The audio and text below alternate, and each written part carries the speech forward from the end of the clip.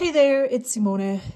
Welcome to another Snippets from My Desk episode. This is kind of a weekly video chat where I share things that happened in my stationery life in the past week. I share this on the day that I film it with my Ko-fi members, and then they watch this ad-free for a while until I share it with the huge YouTube community out there at a later date. So, as always, I'm updating my reading journal as the very first thing that I do. I have amazingly great reading vocabulary, so it's never professional, but I think the more I talk about it, the better I get, I assume. I have had a rough time these past 2 weeks to find a book that I want to listen to. The one that I listened to, the last book that I finished is Mercury by Amy Jo Burns. I already updated my reading journal last week. I finished that in the beginning of that week. So it's almost been 2 weeks since I committed to a book.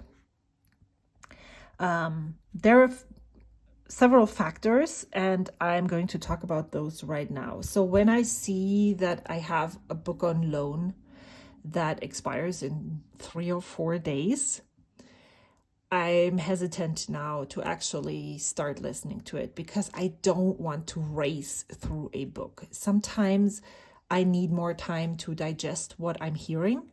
And so 3 or 4 days, even though it might just be a 10-hour book, might not be enough. I've had this in the past once where I couldn't really enjoy listening to the book because I just had to listen because it needed to be finished before a certain date. So that happened to me with The Sun Does Shine by Anthony Ray Hinton. And so instead of starting to listen to it and then having to return it, I returned it early and put it on hold right away. That's the first thing that happened. Then I had 2 other books that I had on loan, which is How to Stay Married by Harrison Scott Key. This I found through What Should I Read Next podcast. I don't think she mentioned it on the podcast. It was on a favorite audiobooks list. And the book blurb said it was a really nice book on how Harrison Scott Key managed to go through couple therapy, marriage counseling with his wife, and I think they are still married. This is an autobiographic novel, I think. That's what it's called. And I started listening to it and I just couldn't. Which is a similar effect with the next book that I'm going to talk about, but I, for some reason, do not like it when the narrator is a know-it-all and talks about... Sometimes I find this funny, but I just couldn't deal with this. So Harrison Scott Key did not stay on topic.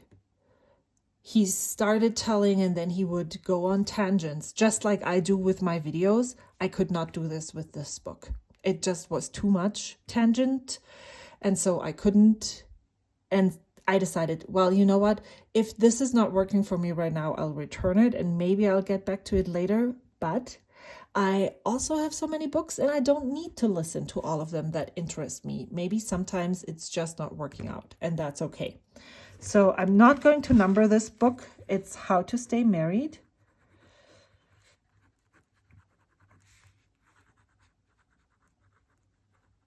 By Harrison Scott Key. And I'm not going to put audio because that's the only medium that I use right now to ingest books. What should I read next? I need to make a key for these. Too many tangents. And he thinks he's funny, but it's not funny to me. Too many tangents and not my humor. Not my humor. Okay, so this is a DNF, did not finish. And then I have the next one. I am surprised that I decided to stop listening to this book. It's called Tress of the Emerald Sea. And if I'm not mistaken, this is a trilogy, and this is the first book in that series by Brandon Sanderson. I've never consciously read a book by Brandon Sanderson. I hear he's very known in the fantasy realm. Science fiction is not really true. Yeah, you can hear by my voice that I'm not familiar with the author, and I'm not familiar what genre he's known for, but I know that people love him. And the summary, I don't remember where I got it from, maybe Currently Reading. Sounded interesting, and I started listening to it. I think I got 2 hours in-ish. And here again, the narrator comments on things that happen in the book. And it irritated me at that time.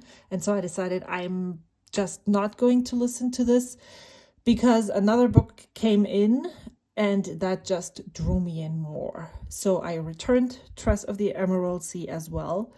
And maybe I'll try it again later. Same. I'm really open to coming back to these or not. There's always so many books that I learn through all the podcasts that I listen to that I don't feel like I'm ever going to run out of material that I could read.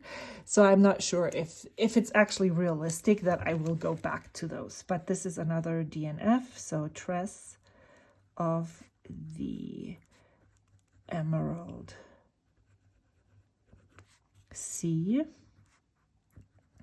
Brandon.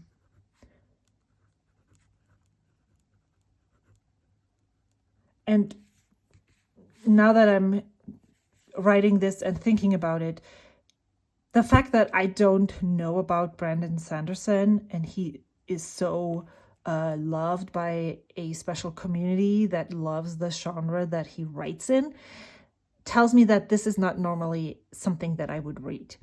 So it was an experiment, and it didn't work out. Maybe if I had more patience, I would have stuck more with it. But this week was not that week for having patience. It started to become interesting when I stopped. The thing that bugged me most was that the narrator commented too much on the book and the writing style and stuff. Like, for instance, as a reader, you might have thought that this is where the story goes, but it doesn't, because that would be normal. Stuff like that, I don't know. I can't. I'm not going to add the next book that I'm listening to right now, because I haven't finished, and I haven't DNF'd it yet, so I haven't made a decision. So I usually add the books when they are either returned to the library because I didn't finish them, or when I have actually finished the book. But the book that I'm currently reading is The Tainted Cup by Robert Jackson Bennett. I heard this on the Currently Reading podcast, and Meredith is the person who recommended it. She said is it fantasy? I don't think it's science fiction. I really have a hard time. I need to look it up. She compared it to a Sherlock Holmes retelling in a fantasy setting.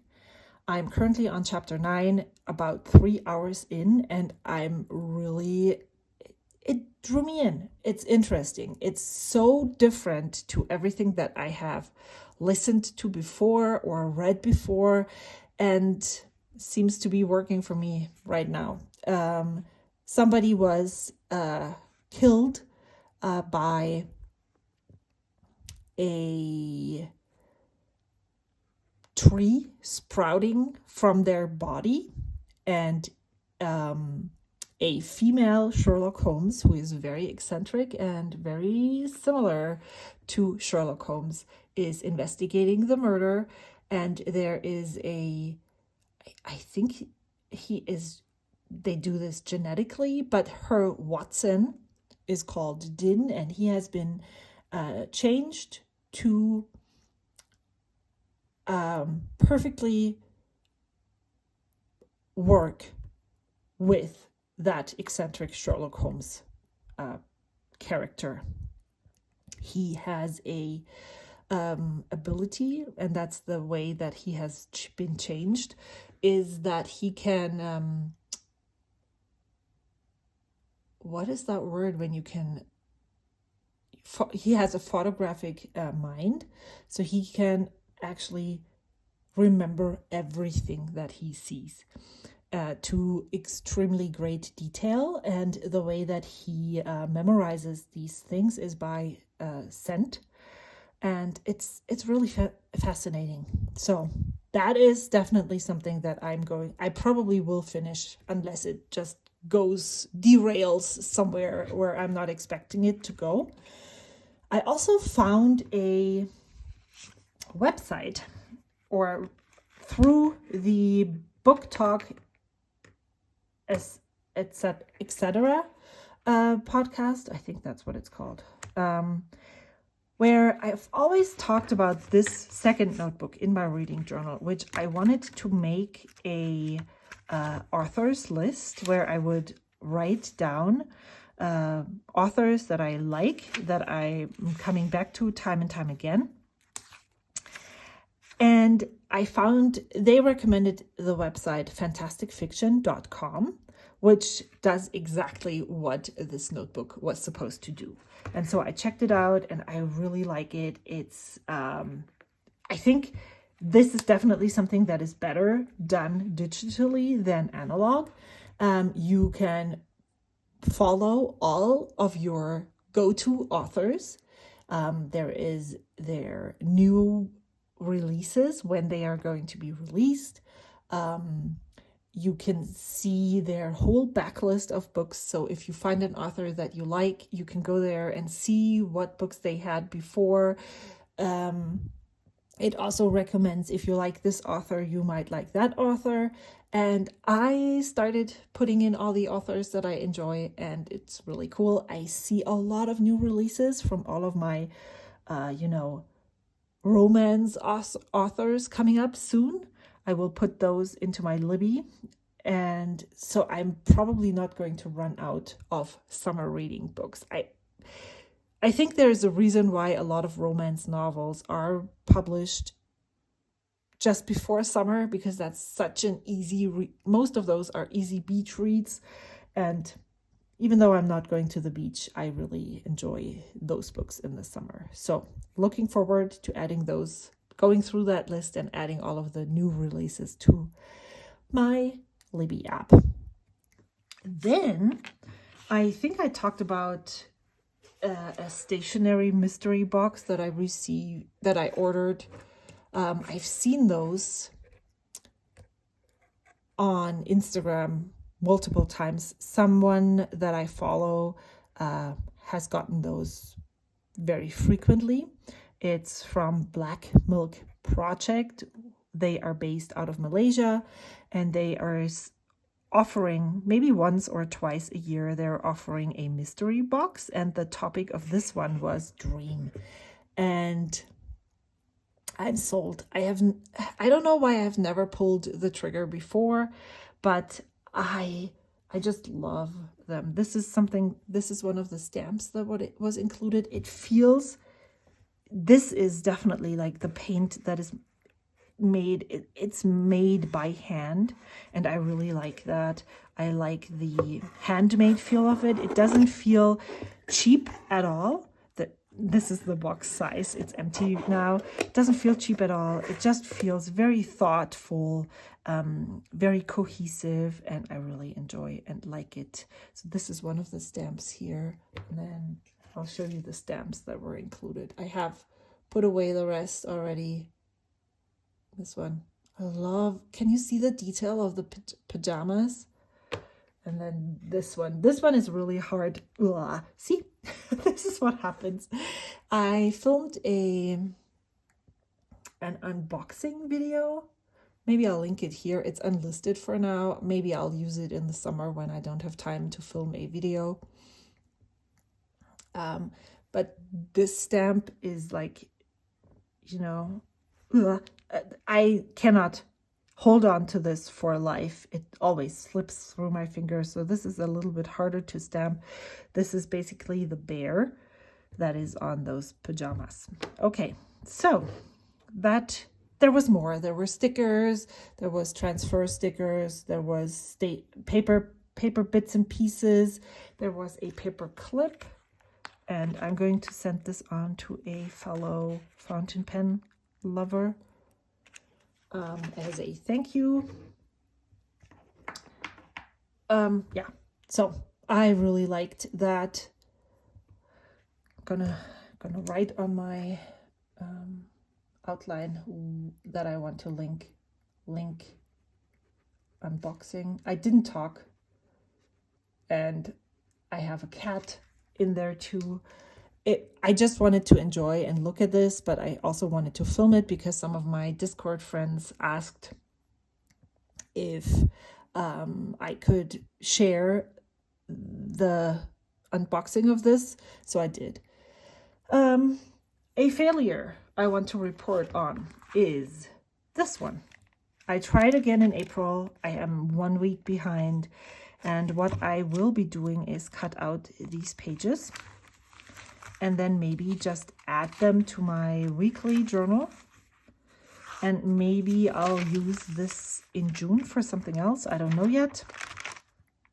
Or I'm just going to have leftover paper, but I'm not going to force myself to use this when I clearly see that it's just not working.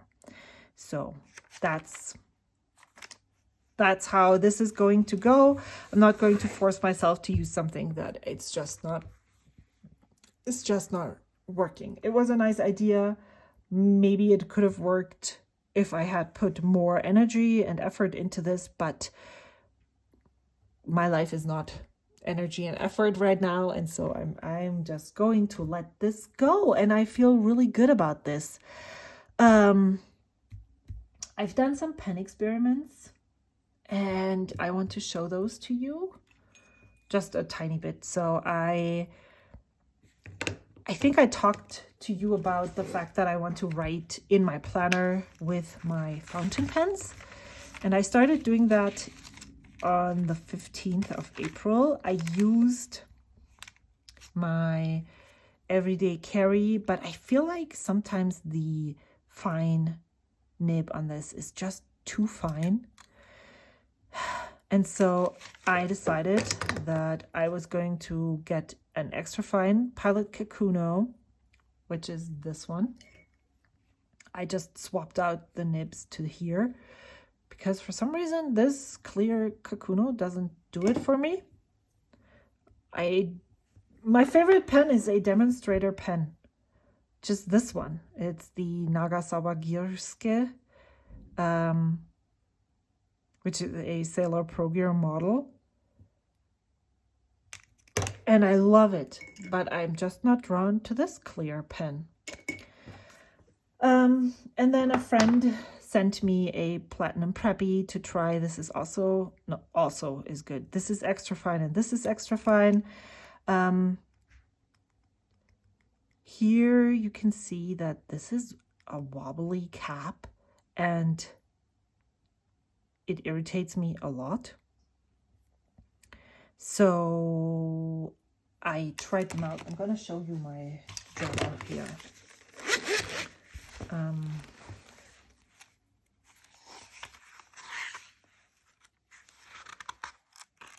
Here. So the first Kakuno in Extra Fine I sent back because the writing, I couldn't even make it right. I got this from Amazon. And so I just initiated a return, and then I asked for an exchange. They sent me the same pen. It was really dry, but at least it wrote. I used micromesh and brass shims to floss the tines. This is how it looks right now, and it feels good now. It's quite wet now, which I enjoy as well. And then this is also nice. To me, I can't really determine whether it's really actually finer. Yeah, I've tried preppies before, but I have never really been drawn to these pens, and it's the same thing with this one. It's an okay writing experience, but maybe it's the nib size, the nib writes really fine, but I just can't get over the fact that it looks so tiny. Maybe it might just be the looks. So here is what I like and what I don't like about these pens, especially if I think about using them as planner pens. This one doesn't really fit into the loop and it falls out easily if I put it upside down, so it's next to the thing. I have had this in my bag multiple times without being in the loop. So this is the one that I would like to write with, but it's not really practical to carry around with you. Maybe this would work. So if I used this closing thing to tuck it in, then maybe it would work. This fits really well, but it just feels cheap, which is not a negative thing. I just don't like that it's wobbly here, and I don't like the nib specifically well.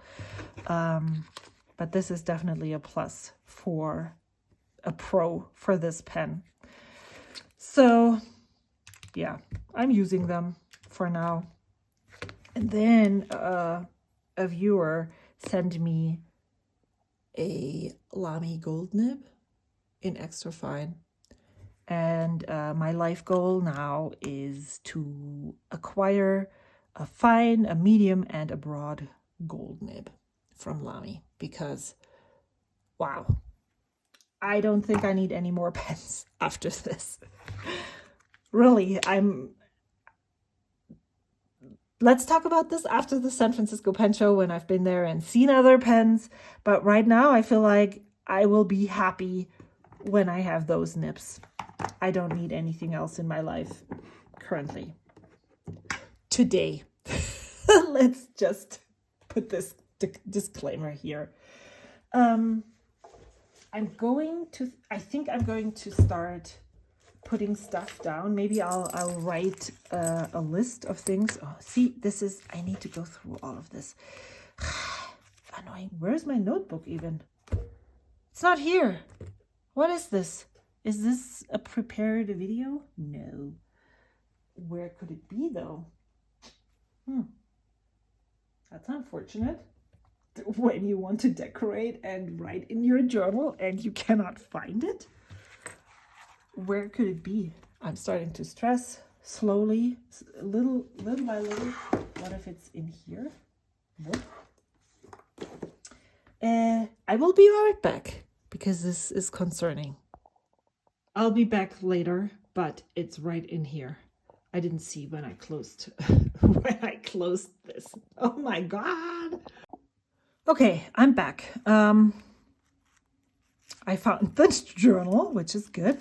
I already wrote down what I want to write about, and now I'm going to start while I talk. If that's something that works, we'll see. So here is all of the items that were included in that box. The paper stuff. This is a sticker with my name on.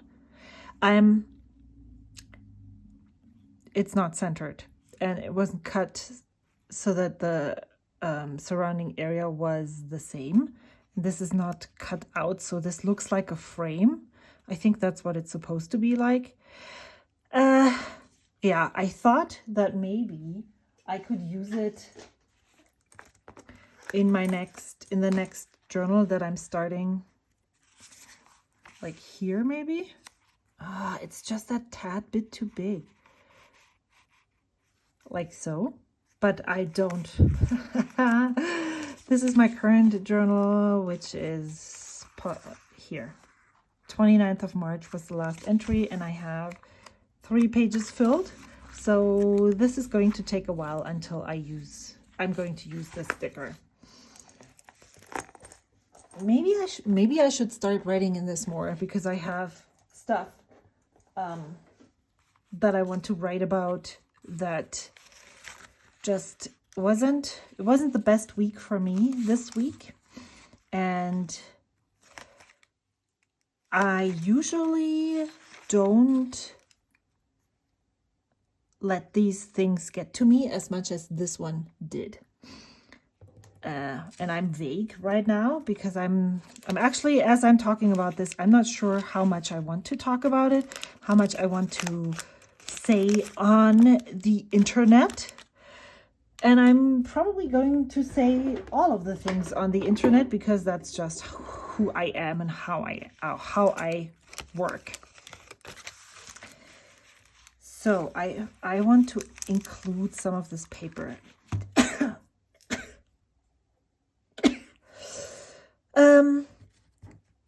I think it was last Friday, so over a week ago now, that someone on my Discord said that there was a video about fountain pen burnout, and that there was a comment there with a person said,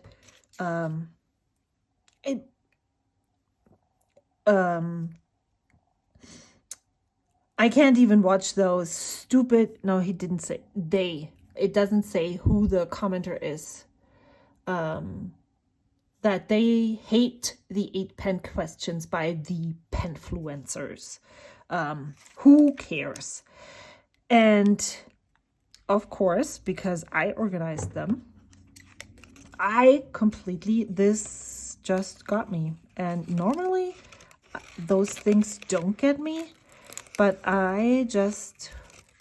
it enraged me so much that I couldn't, everything that I thought about was basically that comment. And I just am annoyed by the fact that that comment got me so badly, because I'm giving this person more space in my head than they deserve, for sure. Which is exactly what they might have wanted to be. But the other thing that it just, like, why would you comment under someone's video who doesn't even talk about the 8-pen questions at all? And why? Like, are you sucking up to that person because maybe you think that's the same opinion? Why would you do something like that? And if you're actually thinking that they suck, that's totally your opinion. It feels like talking behind somebody else's back. And this year I organized this whole thing. I got so many people to be on board with this. And so I was upset that this comment was made under a random video by another penfluencer. And the reason why I put together that YouTube hub was to create community. I did not want this to be a platform for other people to sell their wares. And I have watched most, if not all, of the videos. And I don't really think that that's what people used that for. It was to find similarities, to see that, hey, my journey is exactly the same as yours. Maybe we should be friends. Maybe we should talk. Maybe, I don't have a pen club where I am right now. I'm trying to get into that more after the summer. I don't know what I'm doing.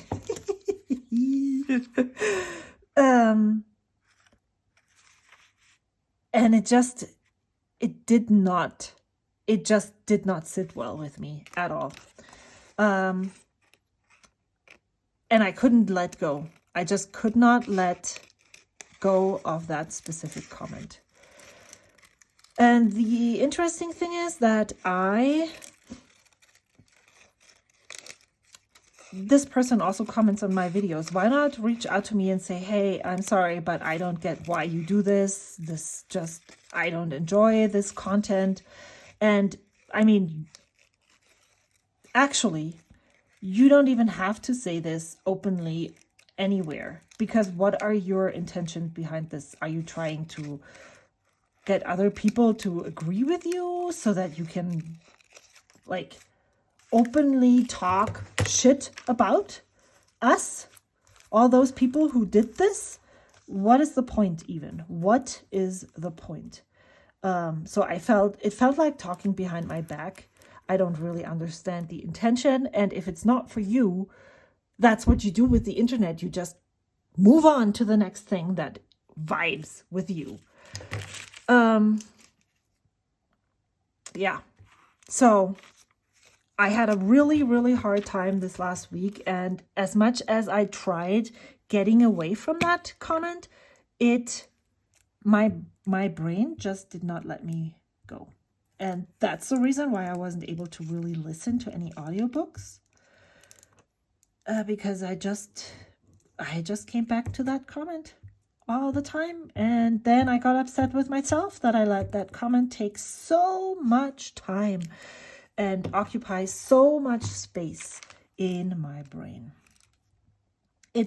And this is really interesting to me because I have never had this happen before.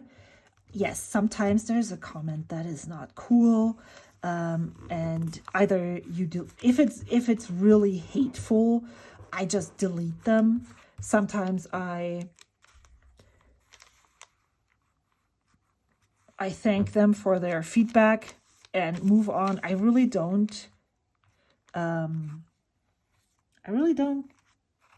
have a big problem with comments, and they don't linger. But that one did for some reason. It wasn't even under my video.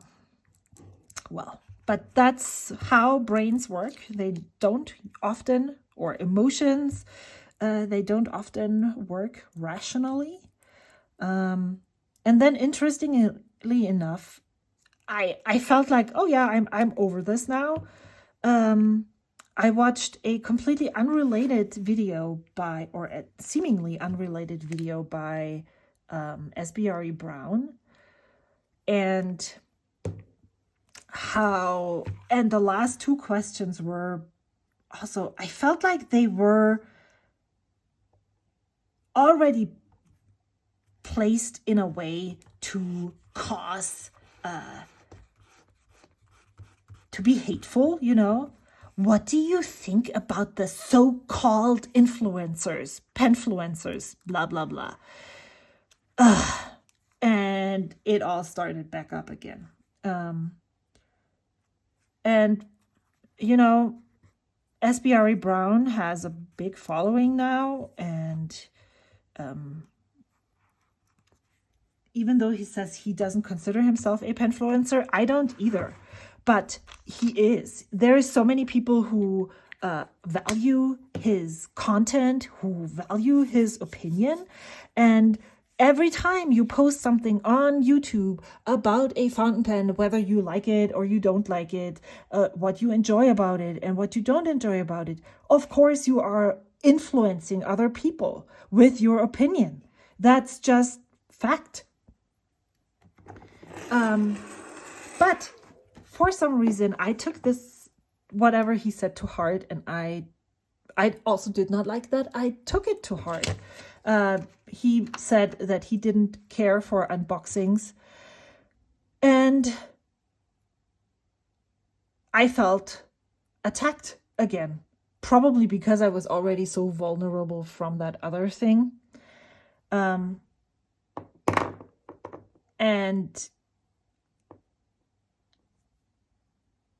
then at first I thought, yeah, I'm not going to post any more unboxings. But then I thought, why would I listen to one person's opinion?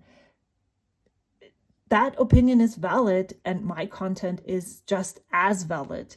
Everybody who watches YouTube decides for themselves if they want the content that I offer or not, and they can make those decisions for themselves, and I don't have to abide by somebody else's rules or opinions about what is a good fountain pen video and what is not. And I thought about this more and more, and I think for the people that I make those videos, I think they are valuable. They're valuable for me because I like just talking about them. This is often how I look at the pens myself. How I form my own opinions about pens is when I film that initial first impressions video. And especially, I don't necessarily share many of the swirly handmade resin pens, but I think especially for those pens where you get such a huge variety of resins, this is super valuable. I can watch 5, 6, 7 unboxings of a specific resin that I'm interested in and see the huge variety they come in.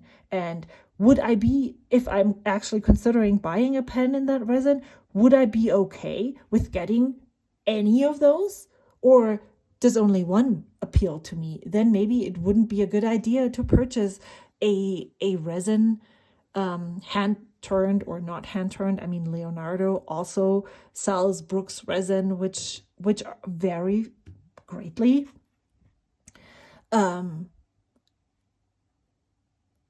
Are they hand-turned? Are they machined? Do I know? No, I don't actually even care, because the result that there is a huge variety in pens, even though it's the same model, it's the same resin that was used, and still they look all different.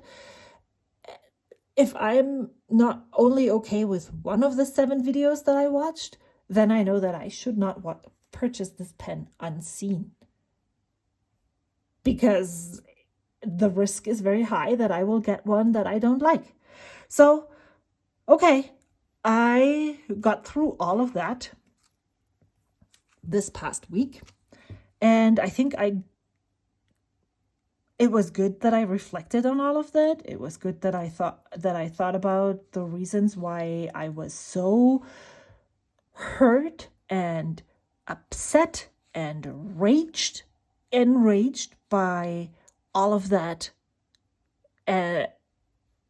I'm someone who always takes things very personal, who always takes the things to heart. I always feel like the person is talking directly to me. Maybe they're not even criticizing my specific videos, but I feel like they do. And so I needed to take that step back and really think hard about what I like about my content, if I want to keep on doing this, and if I decide that I love everything that I do, then I just should. I'm still talking and I haven't really done anything. So, the mystery box goes here, I think. Here's stuff. I want to use these dots. They were included. Those are not handmade and self-made by them, but I think they would really go well with this.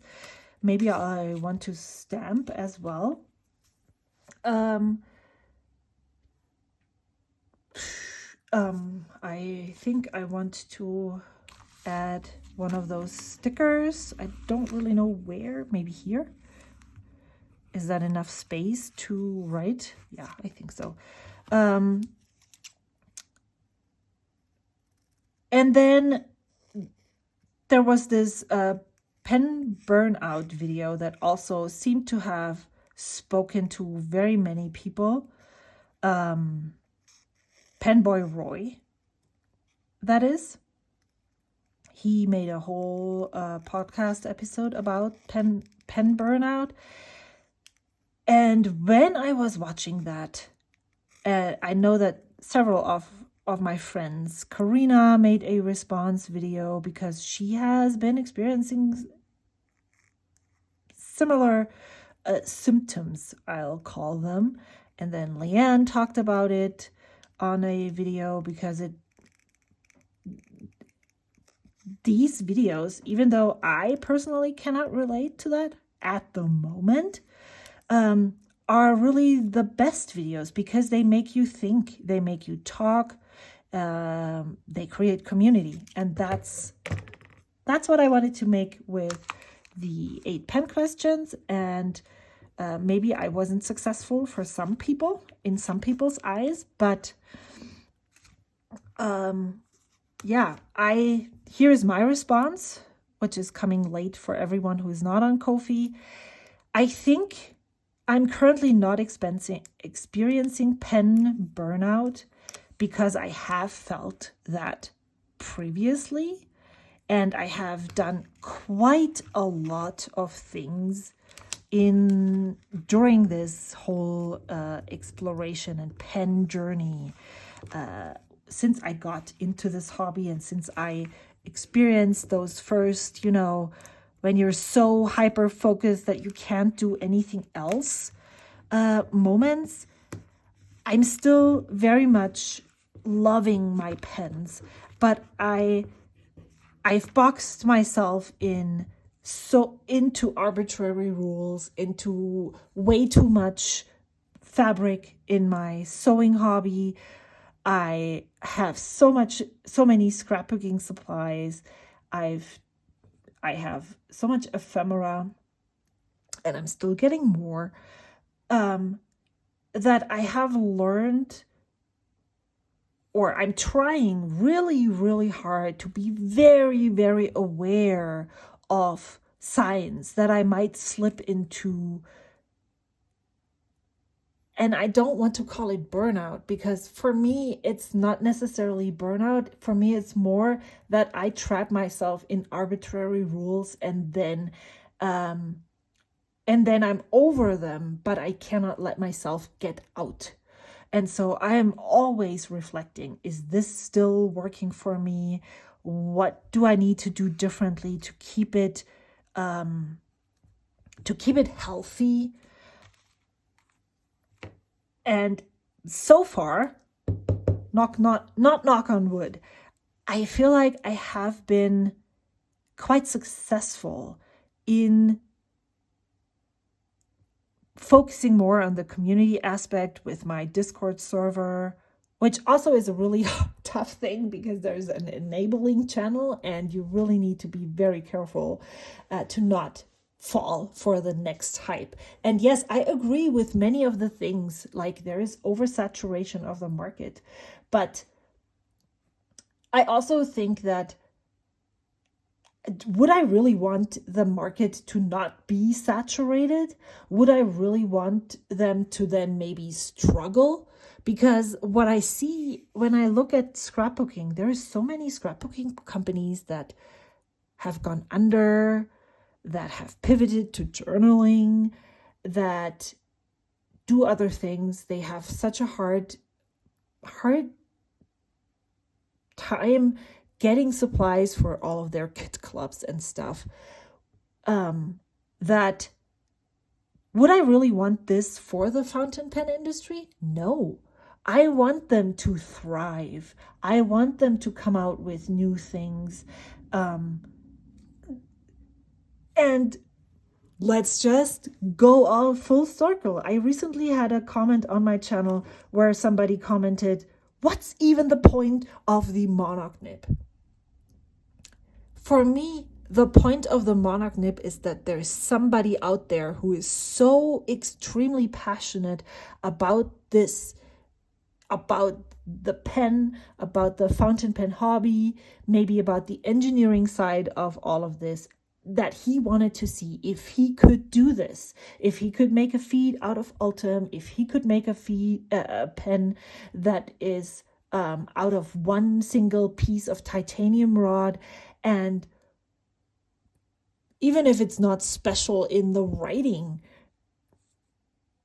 sometimes people buy pens because they're beautiful. And I purchased that pen and that nib because I am loving the innovation that is behind that nib. And so what is even the point? The point is that there's somebody out there who made this, who worked through several iterations and came out with something that works. That's the point. And that's the thing that I love. And I don't want people, big manufacturers, small manufacturers, engineers, to not be able to do that because we are not supporting the hobby. We are not supporting them with spending money. But of course, we also need to do that in a way that works for us. And so whichever way that is the right way for me. And for me, for instance, I really loved these currently inked videos. And I think the first one that I saw was by Karina, possibly. And I loved her system with all of those things on the page that I took from her. I made them a little bit my own, and then I shared those videos, and my life changed a little, and I realized over the past 2-3 months that this format is not working for me anymore. And so I'm super excited to start something else in May. And maybe it works and maybe it doesn't. It does. To me, that is not something that I would consider burnout. It's reflecting on how I'm using my pens and how I'm doing things. Also, how I'm sharing on social media. That is also something that I have decided for myself, that I'm not making YouTube videos for YouTube and to serve a specific community. These videos need to work for me first, and then I share them. And if nobody wants to watch them, then maybe I stop making YouTube videos. But it's not like, oh, okay, unboxing videos are the most viewed videos, so I need to buy pens to share all the time. Yes, I have been in a really big purchasing and acquiring phase in my fountain pen life. And when I thought I was going to slow down, I had some great deals coming up that I was able to purchase because I had saved quite a bit of budget, and it didn't like ruin my my budget, because I have saved quite a bit of money to be able to do things like that, so that it wouldn't hurt. And I'm currently in a place where, yeah, there is another unboxing video coming up on my channel, but I don't really know when the next one is coming because there's no pens coming here. So I'm not buying pens to show on YouTube. I had quite a few ink samples, and I did those videos because I just enjoyed sharing and talking about inks. Now I'm done. I still have videos to share, but all of the inks are swatched now. I don't have any more. I'm not going to go out and buy more just to have that same content on my channel in the future. So the YouTube, I've done that before. I've done plan with me videos where I planned for YouTube instead of for myself. And that was something that I really noticed, that it just didn't. This is not how the YouTube supports me. This sitting here on a Sunday morning, well, not anymore. It's almost noon. Sitting here on a Sunday, taking the time to put stuff into my journal while talking to my friends, that's how it feels to me at least, is what serves me, and I get a video from it. If at one point it doesn't serve me anymore, then I either just drop that video or I think of a different one, you know? So the question is it burnout, or is it shifted priorities and you think about fountain pens only in the context of creating content? Are you really focusing on the writing and using your pens, or are you focusing on the social media output you get from it? That's where I am with this whole thing. And so, yeah, I do think it doesn't apply to me right now. And just a spoiler, I don't even know if I'm going to make another fountain pen and nib wish list video. A lovely viewer sent me her extra fine Lamy gold nib. And actually, I did not film an unboxing video for this at all. I put it on this pen, which has diamine shimmer ink in it. And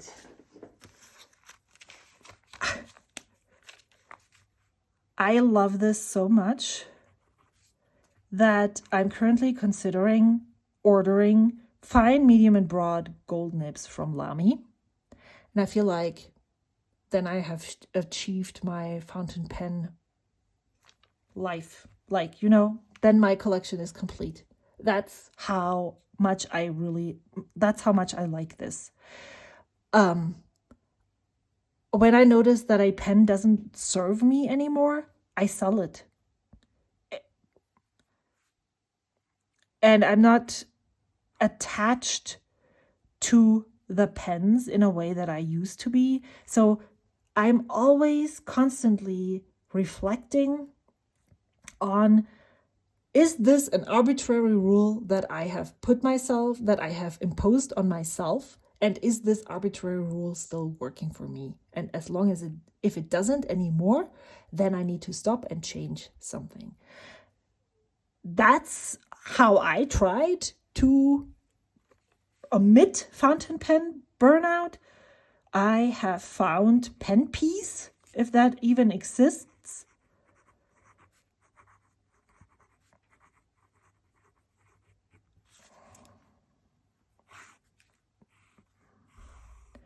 And because I really, yeah. So I think I'm repeating myself. I'm changing things up because other things don't work for me anymore. And I'm still in this hobby. I don't feel like I'm oversaturated in the sense that I'm buying all the things. I try to really reflect on, why would I want this in my collection? Would it add value? What kind of value would it add?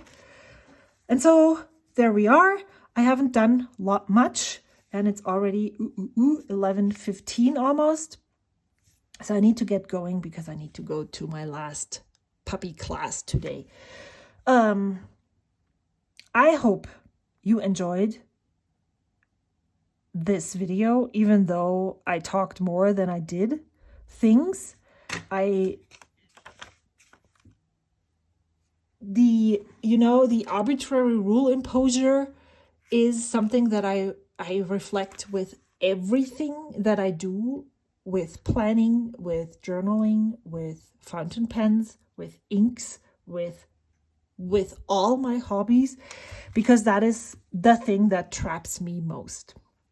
And so again, I am not continuing this because I feel like it's not serving me anymore.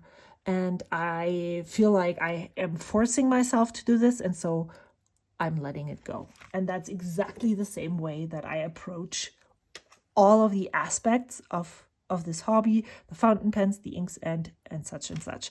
So what I have been doing recently is I've just used a sticky note that I put in here. I put down all the things that I would like to write about here. And then when I have time, I sit down and catch up, and I actually am caught up all the way to this specific week. Look at how this looks. I love how this turned out. I just love it. This one, this is what I enjoy very much. So I am completely done with all of March. I'm caught up with April. I can move into May. And because I am going to do something else in May, which I talked about so many times, I am going to pull an ink sample from my ink sample box, use that pen for that day. I will write a snippet every day in here, and reflecting on my experience with Inkvent in December, often a little teeny tiny snippet of the day, this is not it, will end up here. And so I'm not sure that I will have time, energy, love for this. And so what I'm planning to do is write the ink, maybe make an ink splotch right here, write the pen and the ink, and maybe something from the day here with the ink that pen and ink that I'm using that day, and call it done. So I don't overwhelm myself with expectations that I cannot fulfill. So yeah, I'm going to change that up in May. I'll see how it goes. If it doesn't work, I can absolutely quit this challenge any day and go back to what I did before, or do something completely different, because the world is my oyster. Is that what it's called? Yeah, that's exactly how I approach all of this.